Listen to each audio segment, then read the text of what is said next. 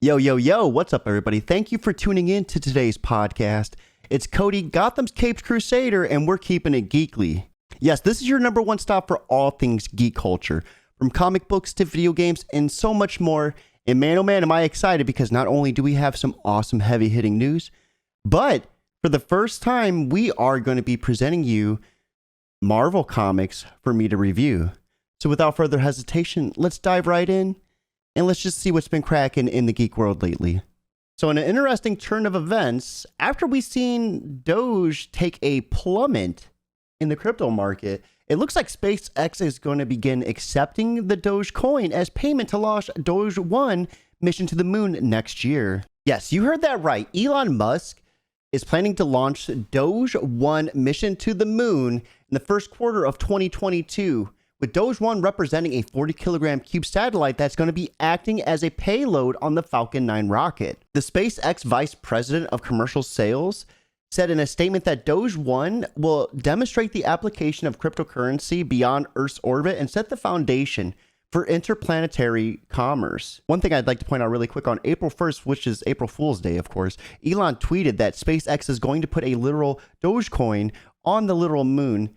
And everyone took that for a joke, but it seems like he's actually going to be following through. So what does this mean for the cryptocurrency world? There's going to be a lot of eyes on it and potentially a lot of new investors, which that could be some potential good. With that being said, though, with those eyes, there could be a lot more stricter regulations in the works, some of which I think we're already gearing toward. Now, I think Elon is kind of doing this as just a meme to get his name in the press.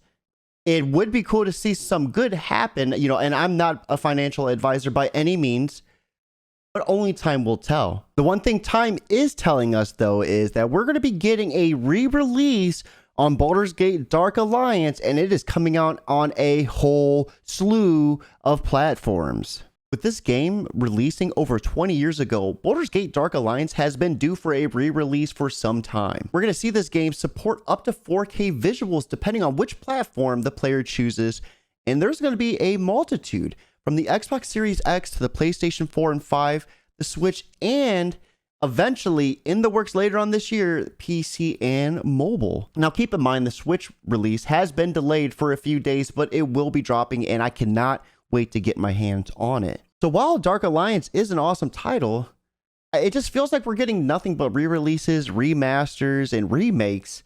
And I don't know if I'm the only one that's screaming, give me new content, please. Now, to wrap up our last segment in our news, it looks like the Switch Pro has been name dropped by OLED display firm during a investor's call. Now, it's been quite some time since the Switch has dropped. We've seen a Switch Lite, but there has not been anything of substance for a Switch Pro until now. So yes, the rumors are circulating the mill, with Nintendo Switch celebrating its 4th anniversary after troubled grounds with the Wii U era. It definitely had a lot to work up to, and it's revolutionized everything we've known about the handheld gaming console system that we know today. Really, in my opinion, I don't know if there's really any handheld system out there that's done as much as the Switch has in the last year or two. Now, some of the rumors that are being discussed, which, keep in mind, this is from a notable OLED display manufacturer,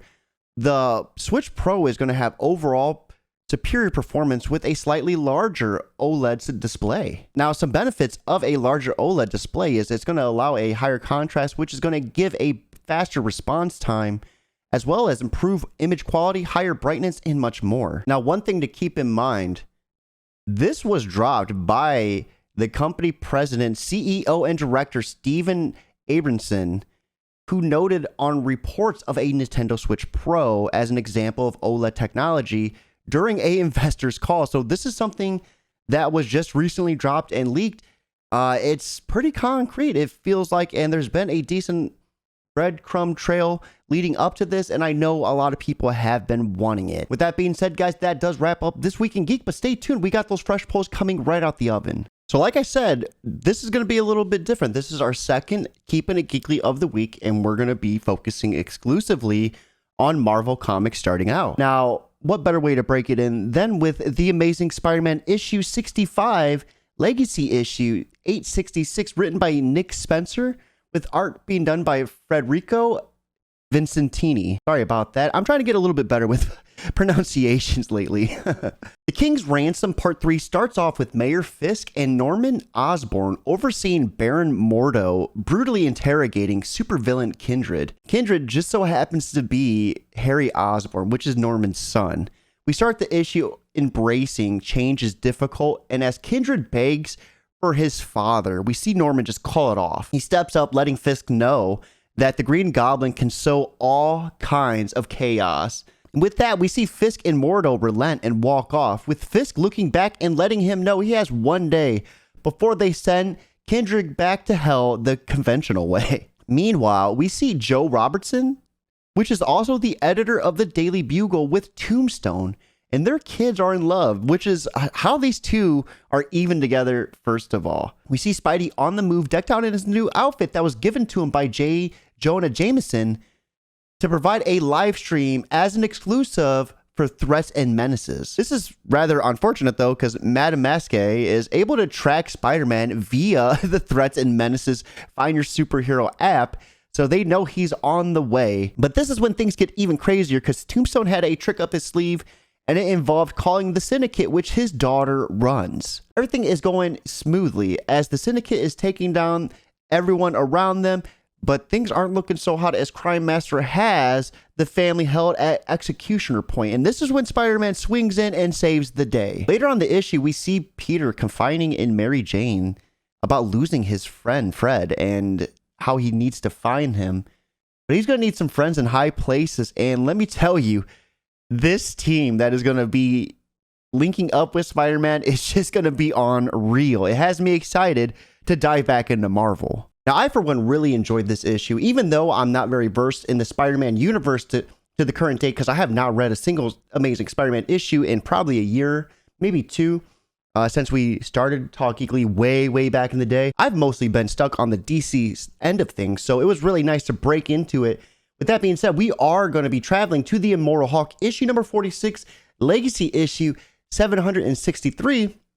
Now, this was written by Al Ewing, with art being done by Joe Bennett. Now, this issue begins at Shadow Base Site G with Samson, Shaman, and the rest of the crew in a quasi-magical territory. And they're listening in on a radio broadcast that simply states that the Hulk's been captured by Alpha Flight Commander Henry Gyrish, while the entire local residence around them has been evacuated.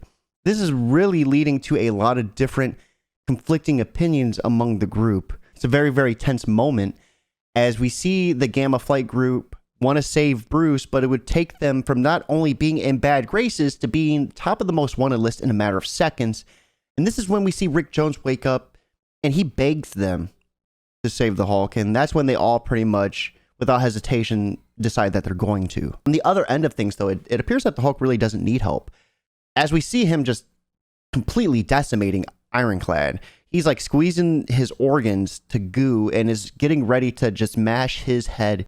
And that's when we see Vapor step in. She turns into the sulfuric acid gas intended to melt his face. And that's when the Hulk breathes her in and then exhales it onto Vector's face, effectively blinding him.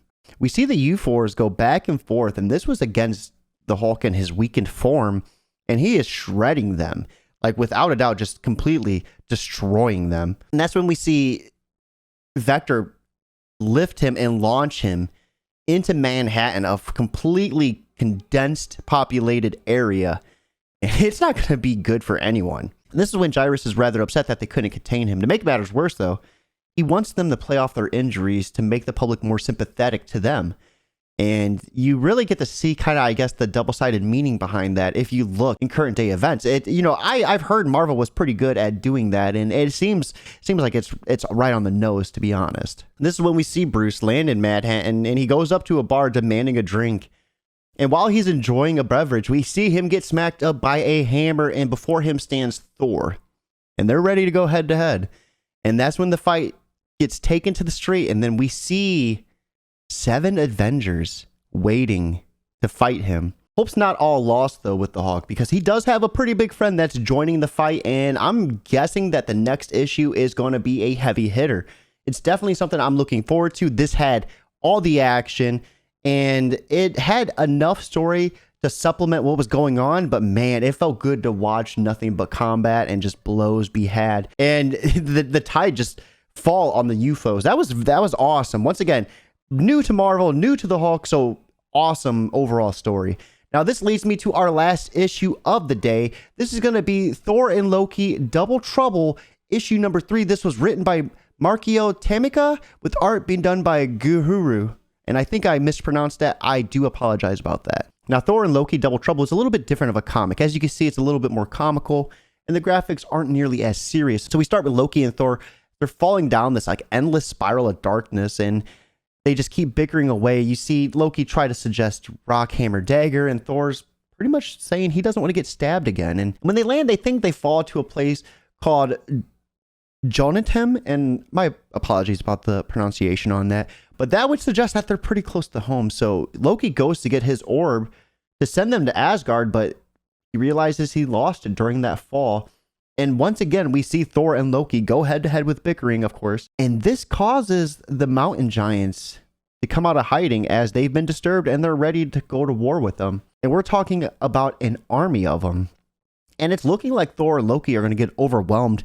And that's when we see Thor, goddess of thunder, arrive on the scene. It would appear that they're not in Kansas anymore, and things get crazy because we see 2 Thors on the battlefield just completely destroying everything in sight. Now, things don't go as smoothly as they started, though, because once that is done, both Thors face off because there can only be one god of thunder in this world. Loki, though, on the other hand, has other plans, one of which did not include meeting the female version of himself. Now, this was a really comical read. It's not something that I typically devote myself to staying consistent with, but it was nice to get a fresh breath of air and to see where it goes. There is only one more issue where it is going to conclude the run, and it looks like it's going to be a heavy hitter because we're going to have not only 2 Thors, but 2 Lokis in it. Now, with that being said, guys, that does wrap up today's podcast.